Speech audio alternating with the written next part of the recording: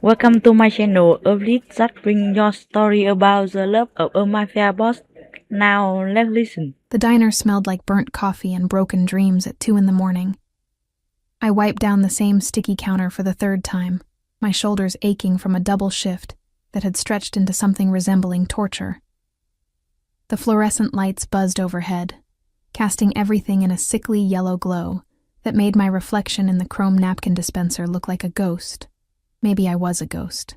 Maybe I'd died somewhere between my 6th customer and my 16th, and this was purgatory, an endless loop of refilling ketchup bottles and pretending to smile at men who snapped their fingers at me like I was a dog.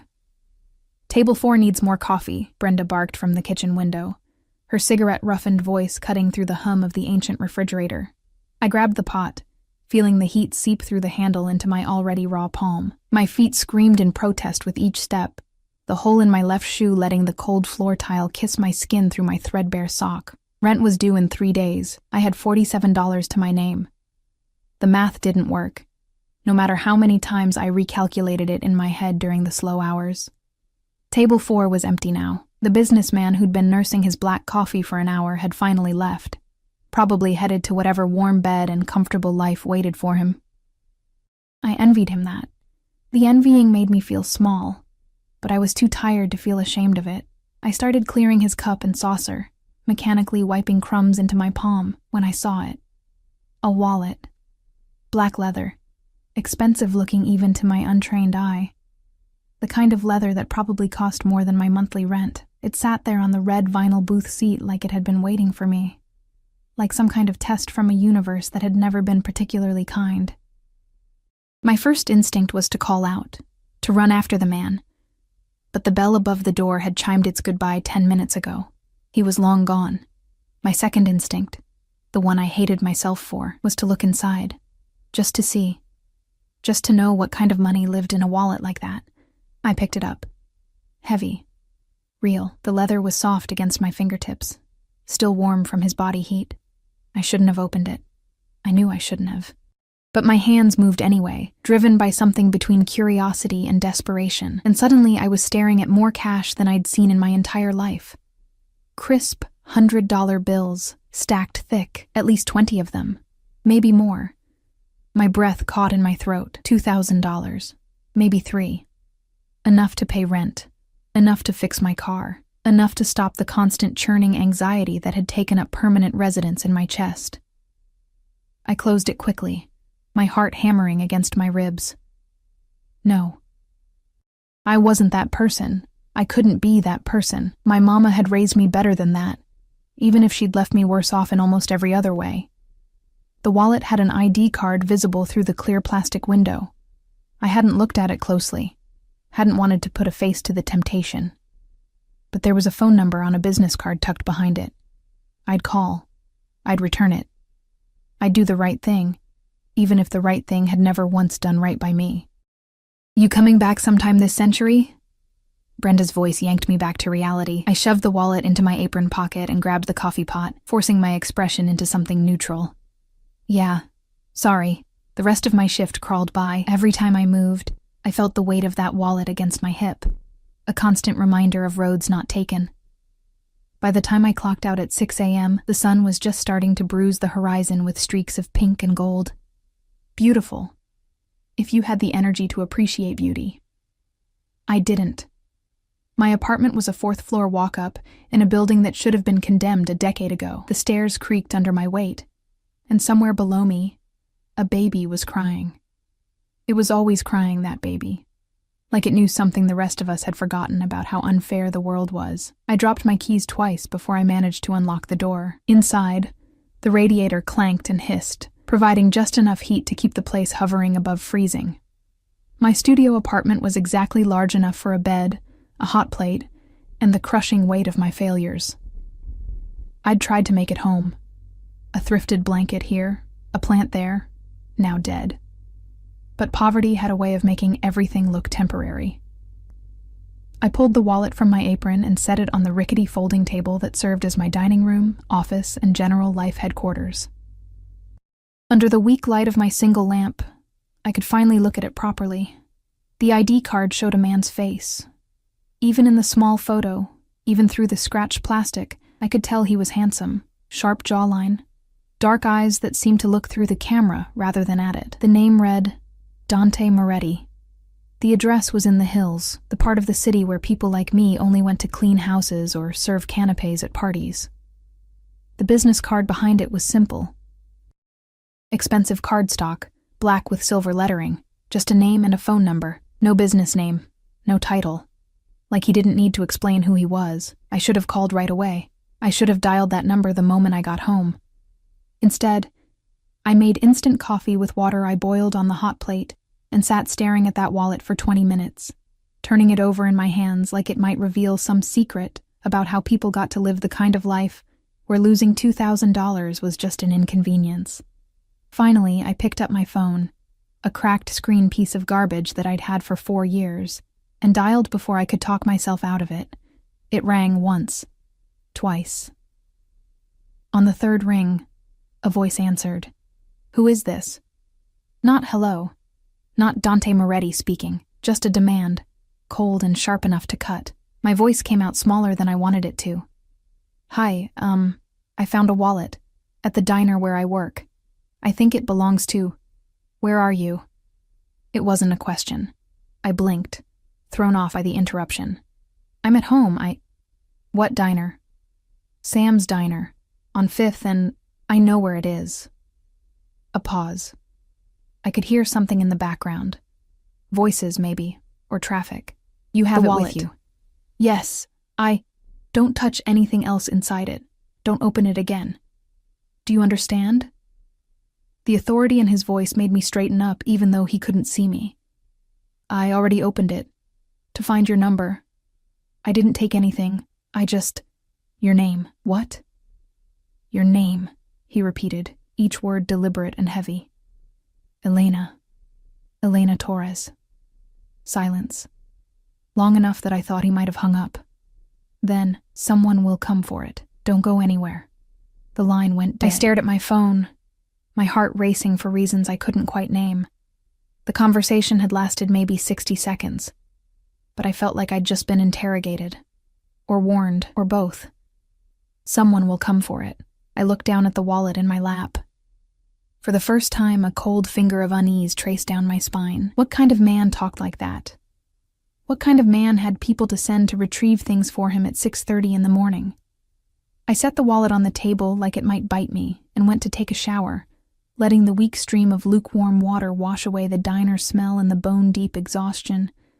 But it couldn't wash away the feeling that I'd just made a terrible mistake, not in finding the wallet, in calling to return it. I'd just put myself on the radar of someone who shouldn't even know people like me existed. I'd opened a door I didn't know how to close. And as I stood there in my falling-apart bathroom, water dripping from my hair onto my shoulders, I felt the first real tremor of fear. The wallet sat on my table like a loaded gun, and I'd just pulled the trigger. The knock came exactly 43 minutes later. I'd gotten dressed in the meantime, my least damaged jeans and a sweater that had only 2 small holes, both hidden under the arms where no one would see. I'd even tried to do something with my hair, pulling it back into a ponytail that made me look slightly less like I'd been awake for 24 hours straight. I don't know why I bothered. Vanity, maybe. Or the instinct that told me I needed whatever armor I could manage, even if that armor was just clean clothes and brushed hair. The knock was firm, professional.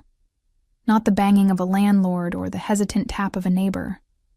3 sharp raps that somehow conveyed both patience and the promise that patience wouldn't last forever. I picked up the wallet and went to the door, looking through the peephole first. 2 men stood in the hallway. Both wore dark suits that probably cost more than my car, back when my car had run anyway. The one in front was older, maybe 50, with silver at his temples and the kind of posture that spoke of military training. The one behind him was younger, broader, with a scar cutting through his left eyebrow that gave him a permanent expression of skepticism. I opened the door, but kept the chain on. Hi, you're here for the wallet? The older man's eyes flicked from my face to the chain to something over my shoulder, cataloging everything in a single sweep. Miss Torres. May we come in? I can just give it to you here. I held up the wallet, trying to keep my hand from shaking. Mr. Moretti would prefer to speak with you himself. He's downstairs. My stomach dropped. What? He wanted to thank you personally for your honesty. The words were polite, but something in the way he said them made them sound like a summons rather than an invitation. I looked past them to the stairwell. I didn't need a personal thank you. I was just doing the right thing, nevertheless. The older man's expression didn't change. He's waiting. Every instinct I had screamed at me to shut the door, to throw the wallet at them and pretend this had never happened, but something else. Curiosity, maybe, or the kind of self-destructive impulse that had shaped most of my bad decisions, made me nod. Okay, just let me get my shoes. I closed the door, my hands trembling as I shoved my feet into my sneakers. The wallet sat on the table, and for one wild moment, I considered climbing out the fire escape. But that was crazy. I was returning something I'd found. That was all. There was no reason to be afraid, except for the cold voice on the phone. The men in expensive suits, the way they'd known exactly where I lived without me telling them. I grabbed my jacket and the wallet, took a breath that did nothing to steady my nerves, and opened the door. The men led me downstairs in silence. The one with the scar walked behind me, and I could feel his presence like a hand on my back, guiding me forward even though he never touched me. The older one moved ahead, clearing the path though there was no one to clear it from at this hour on a Sunday morning. When we reached the ground floor, the front door opened onto a street that looked different than it had when I'd come home. A black SUV was parked directly in front of the building, sleek and enormous, its windows tinted so dark I couldn't see inside. It was the kind of vehicle that cost more than most people made in a year, maybe several years. The older man opened the rear passenger door. "Miss Torres," he said, gesturing for me to look inside. I leaned down slightly, and my breath caught. He sat in the back seat like he owned the entire world, and was just deciding whether to keep it or burn it down. Dante Moretti in person was nothing like his ID photo. That had been a ghost of the real thing. A shadow. This was the substance. He couldn't have been much older than 30, but he wore power like men twice his age never managed. Dark hair pushed back from his face, a jawline that could cut glass. But it was his eyes that stopped me, dark, almost black, and fixed on me with an intensity that made me feel like I was being X-rayed, catalogued, assessed, and found wanting all in the space of a heartbeat. He wore a black suit, white shirt, no tie. Even sitting down, I could tell he was tall, expensive watch on his wrist catching the morning light. The interior of the SUV smelled like leather and something else. Cologne, maybe. Cedar and something darker, more dangerous. "Miss Torres." His voice was the same one from the phone, but richer in person, textured with an accent I couldn't quite place. "Please, sit." It wasn't a request. I climbed into the SUV on shaking legs, acutely aware of how out of place I was. My thrifted jacket, my worn sneakers, the hole in my sock that I prayed he couldn't see. The older man closed the door behind me, and suddenly I was sealed in with Dante Moretti, separated from the driver by a privacy partition that was already up. The space felt smaller than it should have. He took up all the air. "The wallet," I managed, holding it out like a shield. He took it from me, his fingers brushing mine for just a second. His skin was warm. I pulled my hand back like I'd been burned. He opened the wallet, checking the contents with quick efficiency. The cash was all there. I saw his eyes flick to it, count it without counting it. Then he pulled out a $100 bill and held it out to me. "For your trouble." I stared at the money. $100. More than I made in a full shift at the diner. I don't want a reward. I just wanted to return it. Take it. Really, Elena. The way he said my name made my spine straighten. "You worked a double shift last night. You're wearing shoes with holes in them. Your phone screen is cracked. Take the money." Heat flooded my face. He'd noticed. Of course he'd noticed. Men like him noticed everything, filed it away, used it later. "How do you know about my shift?" I called the diner, asked about the girl who was working last night. "They told me about you." He was still holding out the bill. "Take it. Or I'll have Marco put it in your jacket pocket, and that seems unnecessarily familiar for people who just met." I took the money. My pride wanted to refuse, but my empty bank account and my landlord's looming deadline were louder than my pride. "Thank you." He nodded once, satisfied. Then he studied me with those dark eyes, and I felt like a butterfly pinned to a board. "You could have taken the cash. No one would have known. I would have known. Honesty is rare." He said it like he was diagnosing a disease. Especially in this city. I didn't know what to say to that, so I said nothing. The silence stretched between us, heavy and strange. I should have left. I should have thanked him again, and climbed out of this expensive car, and gone back to my expensive apartment to pretend this had never happened. But I didn't move, and he didn't tell me to go. "Where are you from?" he asked finally. "Your accent. Torres is Spanish, but you sound—" "My mom was from Mexico. She came here when she was 17. I don't know why I told him. Maybe because he was looking at me like I was a puzzle he wanted to solve. "She died when I was 15. And your father?" "Never met him." The old wound barely hurt anymore. I'd picked at it so many times it had scarred over into numbness. He nodded slowly, like I'd confirmed something he'd already guessed. "You're alone." It wasn't a question, but I answered anyway. "Yeah." "That's dangerous. For a girl like you."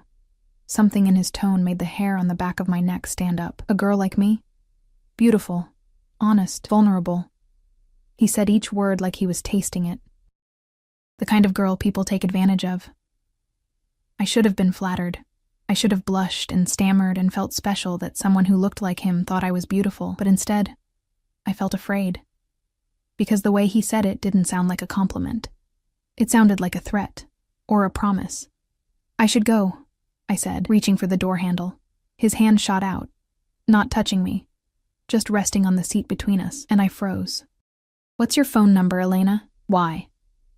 "Because I want to call you, take you to dinner, thank you properly for your honesty." My heart was pounding so hard I could hear it in my ears. "You just thanked me, with the $100. That was insufficient." He pulled out his phone, sleek and expensive. "Your number." Every rational part of my brain screamed at me to refuse, to get out of this car, go back to my sad little apartment, and forget this ever happened. Men like Dante Moretti didn't take girls like me to dinner, and if they did, it wasn't for any good reason. But I heard myself saying the numbers anyway. Heard him typing them into his phone. Heard the soft chime as he saved my contact information. "I'll call you tomorrow," he said. Then he leaned forward slightly, and I caught that scent again. Cedar and danger and something that made my stomach flip. "Don't ignore it when I do." It was a command dressed up as a request. The door opened. Marco, I guessed, the older man. And I practically fell out of the SUV in my haste to escape. My legs felt weak. My hands were shaking. I stumbled back toward my building without looking behind me, feeling his eyes on me every step of the way.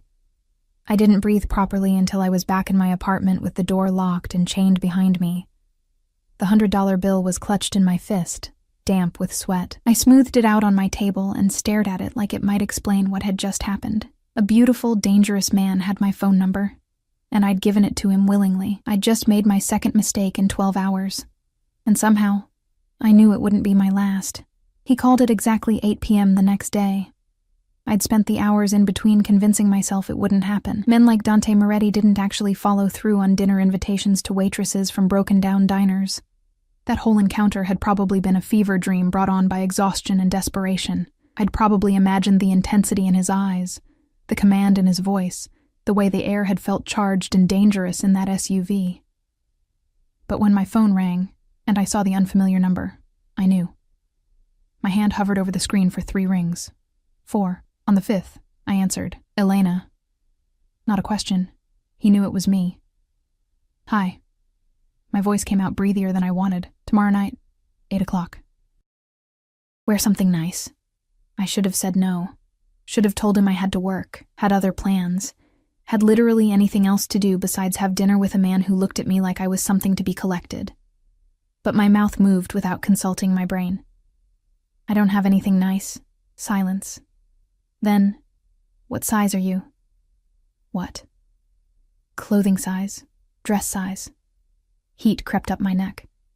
"Why would you—" "Answer the question, Elena." That voice again. Soft but absolute. 6. Sometimes 8, depending on the brand. I felt stripped bare just saying it, like I was giving him ammunition I didn't understand yet. Good. A car will pick you up at 7:30. Be ready. I didn't say yes. You didn't say no. I could hear the smile in his voice, predatory and pleased. 7:30. Don't make me wait. He hung up. I stared at my phone, my heart hammering. What had I just agreed to? What was I doing? The next morning, I woke to someone knocking on my door. When I opened it, chain on, always the chain on, a delivery man stood there with 3 large boxes, each one marked with the logo of a boutique I'd only ever seen from the outside, the kind of place where they probably asked you to leave if you looked too poor. Elena Torres? I nodded. Mute. Sign here, please. I signed. He left. I brought the boxes inside with shaking hands. The first box contained a dress.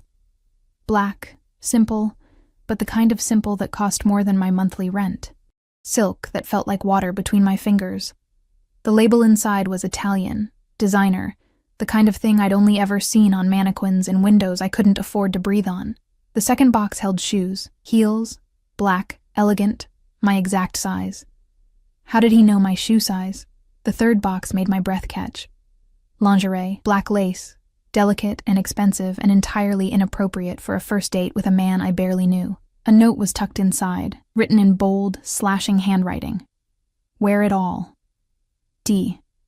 I should have packed everything back up, should have refused delivery, should have called him and told him I wasn't some doll he could dress up and play with. Instead, I spent 3 hours getting ready. I showered until my skin was pink and raw, shaved everything twice, moisturized with the tiny bottle of lotion I'd been saving for special occasions. I'd never had a special occasion before. I put on the lingerie first, feeling the lace against my skin like a secret, like a promise I wasn't sure I wanted to keep. Then the dress, which fit perfectly, too perfectly. He'd somehow known my exact measurements, and that should have terrified me more than it did. The shoes transformed my posture, made me stand straighter, walk differently. I barely recognized myself in the cracked mirror above my sink. At 7:30 exactly, my phone buzzed. Downstairs. I grabbed my jacket, my awful, threadbare jacket that completely ruined the effect of the dress, and headed down. The SUV was the same one from yesterday. Marco stood beside the rear door, his expression professionally neutral. He opened it for me without a word. Dante sat in the back, and when he saw me, something flickered across his face. Satisfaction, maybe, or possession. Take off the jacket, he said as soon as Marco closed the door. It's cold. The car is warm. Take it off. I shrugged out of it, feeling exposed. His eyes traveled over me slowly, deliberately, taking in every inch of the dress on my body. I'd never been looked at like that before, like I was art, or prey, or both. Perfect, he murmured. Then louder, you look beautiful. Thank you for the dress. You didn't have to. I know I didn't have to. I wanted to. He reached across the seat, and I thought he was going to touch me, but instead he picked up a small velvet box from the seat beside him. One more thing. He opened it. Inside was a necklace, a simple silver chain with a small diamond pendant. Not ostentatious, but clearly expensive. Real. I can't accept that. You can. You will. He pulled it from the box. Turn around. Dante, turn around. I turned. I felt his hands on my neck, warm and sure, fastening the clasp. His fingers brushed the nape of my neck, and I shivered despite myself. The pendant settled against my collarbone, cool and foreign. There, he said softly, close enough that I felt his breath on my shoulder. Now you're perfect. The restaurant was in a part of the city I'd only ever driven through, never stopped in, the kind of place where valet parking was standard, and the doorman wore a uniform that probably cost more than my entire wardrobe used to before Dante had replaced it. Inside, it was all soft lighting and murmured conversations, white tablecloths and crystal glasses. The maitre d' saw Dante and immediately led us to a private corner table, away from everyone else. I noticed how other diners looked at him. Recognition mixed with something else. Fear? Respect? Both? We sat. A waiter appeared instantly, pouring water, offering wine. Dante ordered for both of us without asking what I wanted. I should have been annoyed. Instead, I felt relieved. I had no idea what half the things on the menu were anyway. "You're nervous," Dante observed once we were alone. "I've never been anywhere like this, I know." He said it gently, but it still felt like he was cataloging my inadequacies. "Tell me about yourself, Elena. Everything." "There's not much to tell. I doubt that." So I told him. About my mother, her death, the years in foster care afterward. About aging out of the system at 18 with nothing but a garbage bag full of clothes and a social worker's half-hearted good luck. About the diner, the apartment, the endless cycle of barely making rent and knowing that one bad month would put me on the street. I don't know why I told him all of it. Maybe because he listened like every word mattered. Maybe because the wine had loosened my tongue. Maybe because some desperate part of me wanted him to understand exactly how different our worlds were. Wanted him to see me and choose to walk away before this went any further, but he didn't walk away. "You're alone," he said again, like he had in the car yesterday. "No family, no friends. I have friends." It was a lie. I had coworkers, acquaintances, people who knew my name. But friends? Real friends? No, don't lie to me, Elena. His voice had gone cold. "I can tell when you're lying. Your left eye twitches." I touched my face reflexively. Did it? Had I really just revealed a tell to someone who looked at me like I was a puzzle to solve? "Why do you care?" I asked. "About any of this." "About me." He was quiet for a long moment, studying me over the rim of his wine glass.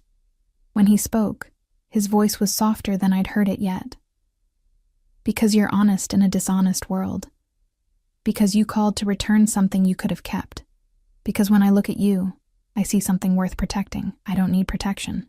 "Yes," he said quietly. "You do. You just don't know it yet." The food came. It was incredible. Things I'd never tasted, couldn't even name. Dante watched me eat, barely touching his own plate, and I felt self-conscious under his gaze. Like I was performing somehow. "Tell me about you," I said, desperate to shift his attention elsewhere. "What do you do?" "Import and export." The answer was smooth, practiced. A lie. "That's not an answer." His lips curved into something that might have been a smile.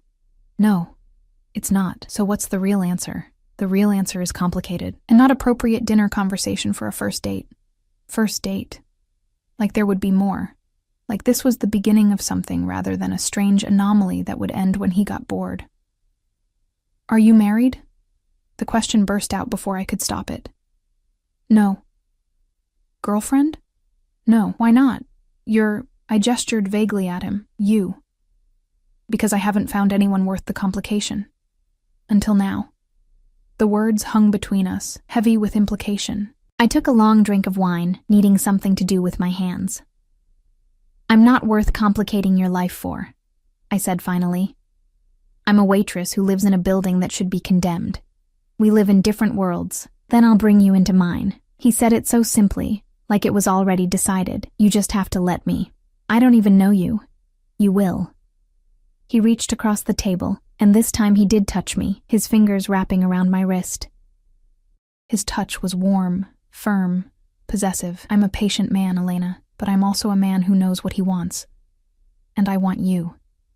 My pulse jumped under his fingers. I knew he could feel it. "Why?" I whispered. "Because you're real. Everything else in my life is performance, strategy, calculation. But you're just yourself. Do you know how rare that is?" I pulled my hand back, needing space, needing air. "This is crazy. We met yesterday. And yet here we are." The waiter brought dessert, something chocolate and decadent that I couldn't even appreciate because my head was spinning. Dante paid with a credit card that was black and heavy, the kind I'd heard about but never seen. We left, and Marco was waiting with the SUV, and suddenly we were driving through the city with Dante's arm along the back of the seat, not quite touching me but close enough that I felt the heat of him. "Where are we going?" I asked, when I realized we weren't heading toward my neighborhood. "My place." I want to show you something. Every warning bell in my head went off at once. I should go home. You should. But you won't. He turned to look at me, and in the dim light of the car, his eyes were almost black. Because you're curious. Because you want to know what happens next. Because part of you, the part you try to ignore, wants exactly what I'm offering. Which is what? Everything. His penthouse occupied the entire top floor of a building that overlooked the city like a throne overlooking subjects. Floor-to-ceiling windows revealed a glittering expanse of lights. The world stretched out below us like something we owned. The interior was all clean lines and expensive taste, dark wood, leather furniture, art on the walls that probably cost more than I'd make in a lifetime. But I barely noticed the decor. I noticed the men stationed at discrete intervals. One by the elevator, one near the hallway that led deeper into the apartment. Both wearing suits, both with the same watchful alertness as Marco. Both armed. I could see the subtle bulge under their jackets. "Wait in the living room," Dante told me, his hand on the small of my back, guiding me toward the windows. "I'll be right back." He disappeared down the hallway, leaving me alone in that vast space. I walked to the windows, my heels clicking on the marble floor, and pressed my palm against the glass, cold. Real. The city sprawled below, and I tried to find my neighborhood in the tangle of lights, tried to remember who I'd been 48 hours ago before a forgotten wallet had changed everything. A girl who couldn't afford heat, who wore shoes with holes, who was invisible to everyone except when they needed their coffee refilled. Now I stood in a penthouse, wearing a dress that cost more than my car, a diamond around my neck, looking at a view most people would never see. I should have felt like Cinderella. Instead, I felt like I was standing on the edge of a cliff, waiting to fall. "Beautiful, isn't it?" I jumped. Dante had returned, silent as a cat despite his size. He'd removed his jacket, rolled up his shirt sleeves. I could see his forearms now, tanned, muscular, and marked. Tattoos. Dark ink that disappeared under the fabric, hints of words in a language I didn't recognize. "It's incredible," I said, because it was true. He came to stand beside me, close enough that our arms almost touched. "This could be yours, all of it." I laughed, a sharp sound that echoed in the space. "You don't even know me." "I know enough." He turned to face me fully, and the intensity in his gaze made my breath catch. "I know you're alone. I know you're struggling. I know you have nothing and no one. I could change that, Elena. I could give you everything. In exchange for what? You." Simple, direct, terrifying. I shook my head, taking a step back. People don't just give other people everything for nothing. What do you really want? His jaw tightened. For a moment, something dangerous flickered in his eyes. Then he smiled, but it didn't reach his eyes. "You think I have ulterior motives. Don't you?" "Yes." At least he was honest. "Keep you. I want to own you. Make sure no one else can ever touch you or hurt you or take you away. I want you to be mine in every way that matters." The words should have sent me running, should have made me grab my awful jacket and get out of there as fast as my expensive new heels could carry me. But something in the way he said it, the raw honesty, the hunger barely leashed, made me freeze instead. "That's insane," I whispered. "I know." He moved closer, and I backed up until I hit the window, cold glass against my back. He braced one hand on the glass beside my head, caging me in without touching me. "I know it's insane. I know it's too fast, too much. But I don't care, Elena. From the moment I saw you standing outside that car, holding my wallet like it was some kind of test you'd passed, I knew." "Knew what?" "That you were mine." His face was inches from mine now. I could smell his cologne, feel the heat radiating from his body. My heart hammered so hard I thought it might break through my ribs. "I'm not a possession," I managed. "Aren't you?" His free hand came up, fingers ghosting along my jaw. I shivered. "You're wearing the dress I bought you, the shoes I chose, the necklace I gave you. You came here even though you knew you shouldn't. You're already mine, Elena. You just haven't admitted it yet." I should have pushed him away. Should have slapped him, screamed at him, done something other than stand there trembling while he looked at me like I was water and he was dying of thirst. "This is crazy," I said again, weaker this time. "Yes." His thumb brushed over my lower lip, and my breath hitched. "But you like it. The danger. The attention. Being wanted this completely by someone this powerful, don't you?"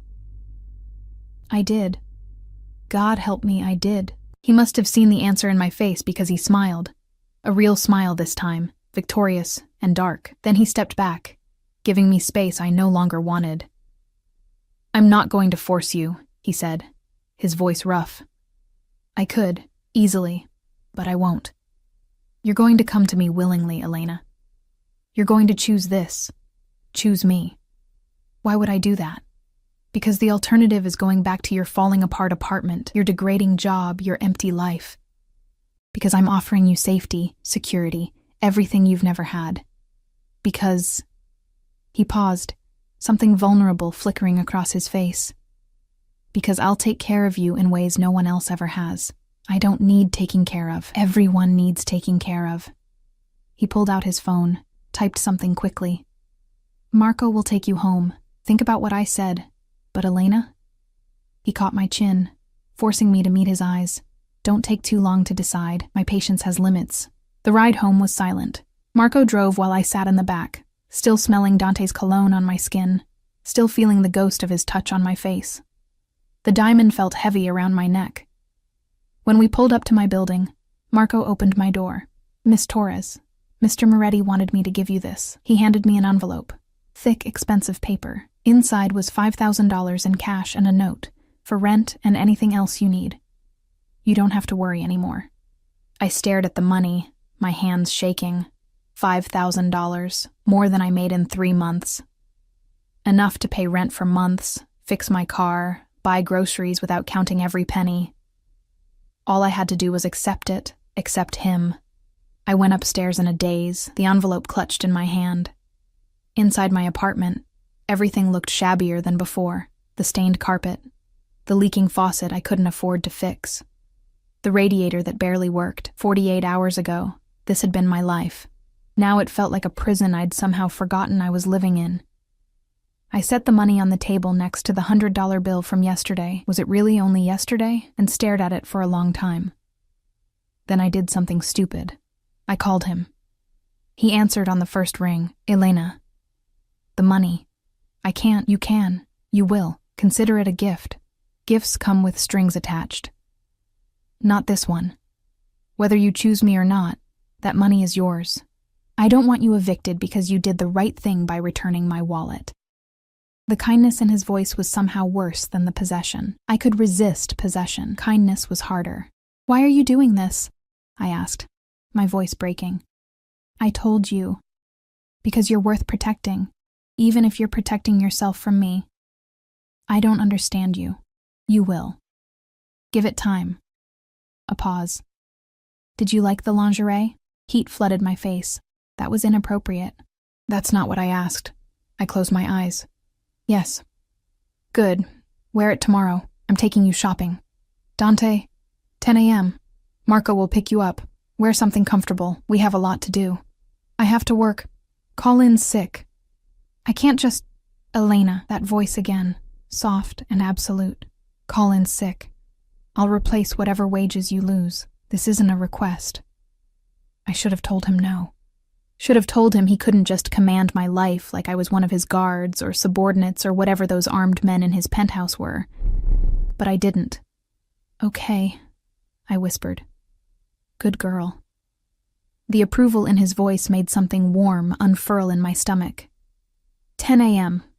Don't make me wait." He hung up. I sat there in my terrible apartment, surrounded by money I hadn't earned, wearing a dress I couldn't afford, a diamond around my neck that probably cost more than I'd make in a year. 3 days ago, I'd been invisible. Now I was seen, wanted, owned. And the worst part? I was starting to like it. I fell asleep on my bed fully dressed, too tired and confused to change, and dreamed of dark eyes and dangerous promises, and the feeling of being caged by someone who looked at me like I was the only thing in the world worth having. When I woke up, my phone showed 3 missed calls from Brenda at the diner. I called her back. "I'm sick," I lied. "I can't come in today." "You sound fine to me. Food poisoning. I'll be back tomorrow." I hung up before she could argue. Then I looked at the dress pooled around my body, the shoes kicked off beside the bed, the money on the table. I'd made my choice. I just hadn't admitted it yet. At exactly 10 a.m., I was waiting downstairs when the SUV arrived. The shopping trip was surreal. Dante took me to stores I'd only ever seen from the outside, places where security guards watched you enter like they were deciding whether you belonged. But with him beside me, his hand possessive on the small of my back, his presence commanding every room we entered, doors opened like magic. Sales associates appeared instantly, offering champagne and smiles that were actually genuine instead of the plastic customer service masks I knew so well from the diner. He bought me everything. Dresses, shoes, coats that felt like wearing clouds. Lingerie that made me blush just looking at it while he watched with dark, hungry eyes. Jeans that actually fit, sweaters soft as sin, a winter coat that would actually keep me warm. "You don't have to do this," I said for the 100th time as a saleswoman wrapped tissue paper around another purchase. "I know." He didn't look away from the rack of dresses he was examining. "But I'm going to anyway. You need clothes. I have money. Simple. Nothing about this is simple." He turned to me then, and something in his expression made my breath catch. "No, it's not. But it could be, Elena, if you stopped fighting it." "Fighting what?" "This. Us." He stepped closer, and even surrounded by racks of expensive clothes and hovering salespeople, the world seemed to narrow to just the two of us. "The fact that you're mine now, whether you've accepted it or not. You can't just claim people. I can." His voice dropped lower. "I do. And I'm claiming you." Before I could respond, his phone rang. He glanced at it, and something shifted in his face, the mask sliding into place, the businessman replacing the man who'd just been looking at me like I was his favorite possession. "I need to take this." He answered in rapid Italian, his voice sharp and commanding. I caught a few words: money, shipment, problem, before he walked away, leaving me standing among thousands of dollars of clothes I hadn't asked for. The saleswoman smiled at me. "He's very generous with you. He barely knows me. Men like that." She glanced toward where Dante stood, phone pressed to his ear, his whole body radiating controlled violence.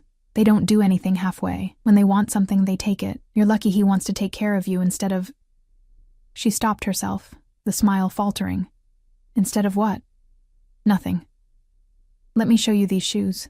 But I'd heard the unspoken ending. "Instead of destroy you." We left the store with more bags than I could carry. Marco materialized from wherever he'd been waiting to take them to the car.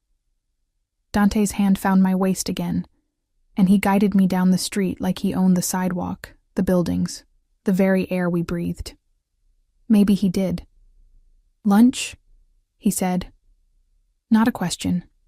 Never a question with him. He took me to a small Italian restaurant tucked away on a side street, not fancy like the place we'd gone for dinner, but intimate. The owner greeted Dante like family, kissing both his cheeks and speaking rapid Italian that made Dante laugh, actually laugh. The sound rich and genuine, and so different from his usual controlled tone that it stopped me in my tracks. They spoke for a few minutes, the old man's eyes drifting to me with open curiosity, and something that might have been approval. Then Dante's hand was on my back again, guiding me to a private table in the corner where we could see the whole restaurant, but no one could easily see us. "He thinks you're beautiful," Dante said once we were seated. "He also thinks I don't deserve you." "He's right. Probably." He poured wine from a bottle the owner had brought without being asked. "But I'm keeping you anyway." We ate pasta that tasted like someone's grandmother had made it with love and time and ingredients I couldn't begin to name. Dante told me about this place, how he'd come here as a kid with his father. Before, he stopped himself. "Before what?" I asked. "Before everything changed." His expression closed off. "Eat. You're too thin." "I'm not." "You are. I can see your collarbone. When was the last time you ate a full meal that didn't come from the diner?" I couldn't remember. "I eat fine." "You starve yourself because you can't afford food. That ends now." He said it with such finality, like he could simply decree my poverty out of existence. "From now on, you eat properly. You sleep in a bed that doesn't have a broken spring, You live somewhere with heat that actually works. I can't afford— I can. He leaned forward, and his eyes were intense. Let me take care of you, Elena. Stop fighting me on this. Why do you even want to? You could have anyone. Models, actresses, women from your world who understand. I don't want them. I want you. He said it so simply, like it was the most obvious thing in the world. The way you look at me like I'm dangerous. The way you're terrified but still here. The way you try so hard to maintain your pride even when you're drowning. I want all of it. All of you. You don't know me well enough to want all of me. Then let me get to know you. His hand crossed the table, covering mine. His palm was warm, calloused. Move in with me. I nearly choked on my wine. What? Move in with me. Tonight, I'll have your things packed and moved before dinner. That's insane. We met 4 days ago. 3 days, and I don't care. I want you in my home, in my bed, where I can see you. Keep you safe. Make sure you have everything you need. I'm not a pet. You can just— No, you're so much more than that. His grip on my hand tightened. You're mine, Elena, and I protect what's mine. From what? I'm a waitress. I don't have enemies or people after me, or— You do now. His voice went cold. The moment you were seen with me, you became a target. Anyone who wants to hurt me will look at you and see opportunity. Weakness, leverage. Fear, cold and sharp, sliced through me. Then maybe I shouldn't be seen with you. Too late for that. He pulled out his phone, showed me a photo. It was from last night. Us leaving the restaurant, his hand on my back, me in the dress he'd bought. We looked like a couple. We looked like I belonged to him. This was taken by someone who works for people I'd prefer not to know about you. But they know now. Which means you need protection. My protection. I stared at the photo, at the way he was looking at me in it. Possessive. Proud. Like I was a treasure he'd found. What exactly do you do, Dante? Things that keep people safe. Things that solve problems. Things that sometimes require methods the law doesn't approve of. You're a criminal. I'm a businessman who operates outside certain legal frameworks. Yes, the Mafia. I said it quietly, but he heard. That word has certain connotations that aren't entirely accurate, but— He shrugged. Close enough. I should have stood up. Should have walked out. Should have run as fast and as far as I could from this beautiful, dangerous man who'd just casually admitted he was exactly what every rational part of my brain had been screaming he was from the beginning. But I didn't run. If I say no, I asked instead, to moving in, to all of this, then I'll have Marco follow you everywhere to make sure you're safe. I'll pay your rent so you don't get evicted. I'll make sure the diner gives you the best shifts and the best tips. I'll be in your life whether you want me there or not, Elena, because the alternative, you getting hurt because of me, isn't something I can live with. That's not a choice. That's an ultimatum. Yes. He didn't apologize for it. Move in with me. Let me keep you safe. Let me give you everything you've never had. Or spend your life looking over your shoulder, waiting for someone to use you to get to me. You're manipulating me. I'm being honest with you. He stood, pulling me up with him. I could lie. I could pretend I'm a regular businessman, that there's no danger, that you can just go back to your normal life and we'll date like normal people. But you're not stupid, Elena. You knew what I was the moment you got in my car. You felt it, and you're still here. He was right. I had known. Some part of me had recognized the danger in him from the very first moment, had seen it in the way people looked at him, the way his guards moved, the way he commanded every space he entered, and I'd stayed anyway. I need to think, I said. You have until tonight. He guided me toward the door, his hand never leaving my back. But Elena, while you're thinking, ask yourself something. When was the last time anyone cared whether you lived or died? When was the last time anyone wanted to protect you, keep you safe, make sure you had everything you needed? Never. The answer was never. Tonight, he repeated. 6 p.m. Marco will come for your answer. If it's yes, if it's no, he'll help you pack. His jaw tightened. Then I'll respect it. But the protection stays either way. He kissed my forehead, a gesture so gentle it made my chest ache, and put me in the SUV. I watched him through the tinted window as Marco pulled away from the curb. He stood there on the sidewalk, hands in his pockets, watching us go. Even from a distance, Even through the dark glass, I could feel the weight of his gaze. Marco drove me home in silence. When we arrived at my building, he helped me carry all the shopping bags upstairs, a ridiculous number of bags, all filled with things I'd never have been able to afford on my own. "Miss Torres," he said, as he set the last bag down inside my door. "For what it's worth, Mr. Moretti is a good man. Dangerous, yes, but good. He'll take care of you, better than anyone else ever could. How long have you worked for him?" 15 years. Since he was just a boy trying to survive his father's world. Something like respect softened Marco's usually stern expression. He's never brought a woman home before. Never bought one clothes or jewelry. Never looked at anyone the way he looks at you. What way is that? Like he'd burn the world down if it meant keeping you safe. He left before I could respond. I stood in my apartment surrounded by evidence of Dante's claim on me. The dresses, the shoes, the coat, the necklace still around my neck that I hadn't taken off since he'd fastened it there. The $5,000 on my table. The memory of his hands on my skin, his voice commanding me, his eyes seeing everything I tried to hide. I walked to my window and looked out at the city. Somewhere out there, he was in his penthouse, waiting for my answer, probably watching the clock, probably already certain he knew what I'd say. Because he was right. I did know what I was going to say. I'd known since the moment he'd caged me against the window and told me I was his. Maybe I'd known since I'd gotten in his car with my broken shoes and my two big eyes, and handed him his wallet like a good girl. At 5:45 p.m., I packed everything I owned into 2 garbage bags, the same ones I'd arrived in foster care with, the same ones I'd left with. My whole life fit into 2 bags. It should have been depressing. Instead, it felt like freedom. At 5:58 p.m., my phone rang.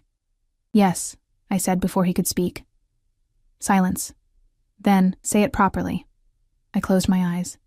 "Yes, Dante, I'll move in with you. Good girl." The satisfaction in his voice was palpable. "Marco's on his way." "I know. I'm ready." "Are you?" Something shifted in his tone. "Because once you do this, Elena, once you come to me, there's no going back. You'll be mine. Completely. Do you understand what that means?" "I think so." "No, you don't. Not yet. But you will." A pause. "I'll make you happy." "That, even if I have to lock you away from the whole world to do it." The threat wrapped in the promise should have scared me. It didn't. "I'm not afraid of you," I lied. He laughed, low and dark. "Yes, you are. But you're more afraid of going back to being alone, of being invisible, of having nothing and no one. I'm offering you everything, and you're smart enough to take it." He was right. About all of it. Marco arrived at 6 p.m. exactly. He helped me carry my pathetic bags down to the SUV. I didn't look back at the building, at the apartment that had been my prison for 3 years. I left the keys on the kitchen counter and walked away from my old life like it had never existed. The penthouse was different at night, warmer, more intimate. Dante was waiting when the elevator opened directly into his foyer. He'd changed into dark jeans and a black t-shirt that showed off the tattoos on his arms, full sleeves of intricate ink that I wanted to trace with my fingers. He looked at my garbage bags, and something painful crossed his face. "Never again," he said quietly. "You'll never have to live like that again." He led me to a bedroom. Not his, I realized. A guest room. Beautiful and spacious and completely impersonal. He set my bags down. "This is yours. Your space. You can decorate it however you want. Change anything, make it home." He turned to face me. "My room is down the hall. You're welcome there any time, but I won't push. Not yet." "Thank you. Don't thank me." He cupped my face, his thumb brushing my cheekbone. "This is selfish, Elena. All of this. I'm not doing it to be kind. I'm doing it because I can't stand the thought of you anywhere else but here. With me, where I can see you, touch you, know you're safe." "I know. Do you?" His eyes searched mine. "Do you understand that I'm obsessed with you? That I've thought about nothing but you for 3 days? That I've had men watching you every second to make sure you were safe even before you agreed to this?" I should have been horrified, should have felt violated. Instead, I felt cherished. "I understand," I whispered. He kissed me then. Finally, after days of almost touches and heated looks and commands that made my stomach flip, his mouth was demanding, possessive, claiming me in a way that left no room for doubt about who I belonged to now. When he pulled back, we were both breathing hard. "Welcome home, Elena," he said against my lips, and for the first time in my life, I felt like I actually had one. Over the following weeks, my life transformed completely. I quit the diner, Dante insisted, and I didn't fight him. He gave me a credit card with no limit and told me to buy whatever I wanted. He filled my closet with clothes, my days with safety, my nights with his presence. He was possessive, jealous, overwhelming. When men looked at me, his hand would tighten on my waist. When I went anywhere, Marco or one of the other guards went with me. He tracked my phone, knew where I was every second, called me multiple times a day just to hear my voice. It should have felt like a cage. It felt like being valued. He told me about his world slowly. The family business he'd inherited too young, the violence he'd seen, the empire he'd built. He showed me the scars on his body, the tattoos that told stories of loss and survival. He let me see behind the mask, and what I found there was a man who'd been alone as long as I had, who'd learned to trust no one, who'd built walls so high he'd forgotten what it felt like to let someone in. Until me. 6 months after I moved in, he asked me to marry him, not on one knee with a romantic speech, but in bed at 3 a.m, his arms around me, his voice rough with something that might have been fear. "Marry me. Make it official. Let me give you my name, my protection, everything I have." I said yes before he finished asking. We married in a small ceremony with just Marco and a few of his most trusted men as witnesses. He slid a ring on my finger, platinum and diamonds that caught the light like captured stars, and kissed me like he was branding me as his. And I was. His. Completely. The girl who'd returned a wallet to a stranger was gone. In her place was a woman who'd learned that sometimes the most dangerous thing you could do was let yourself be saved, that sometimes protection felt like possession, because the two were inseparable. That sometimes love looked like obsession, because when you'd never had anything, having everything felt overwhelming. Dante Moretti had claimed me the moment I'd called to return his wallet. He'd seen something in me, something worth keeping, worth protecting, worth owning. And I'd let him. Because being his was better than being no one's. Because in his arms, I was finally visible. Because he'd promised me everything, and he'd kept that promise, even if everything came with a price. Even if that price was my freedom. Even if I'd never be able to leave, I didn't want to. I was home.